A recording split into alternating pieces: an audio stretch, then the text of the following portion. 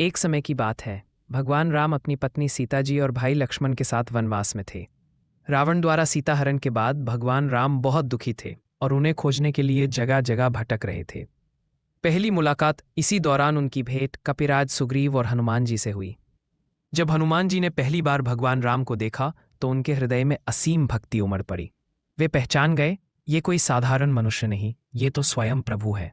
वह तुरंत उनके चरणों में झुक गए और बोले, प्रभु, मैं आपका सेवक हूं, मैं जो कहेंगे वही करूंगा। भगवान राम ने हनुमान जी की निष्ठा देखकर उन्हें हृदय से लगा लिया।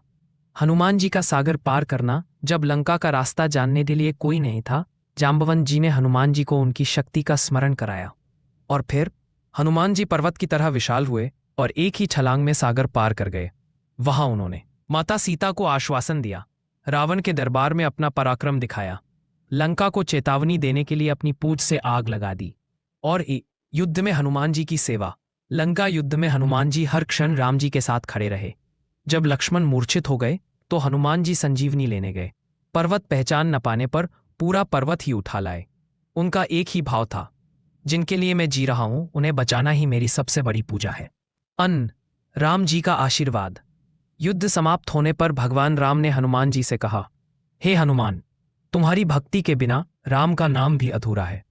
हनुमान जी ने विनम्रता से कहा, प्रभु, मैं तो केवल आपका सेवक हूं, मेरे जीवन का एक ही उद्देश्य है, आपकी सेवा, आपकी भक्ति। अन्न सीख सच्ची भक्ति में अहंकार नहीं होता, सेवा भावी सबसे बड़ा धर्म है। प्रेम और निष्ठा से असंभव भी संभव हो जाता है।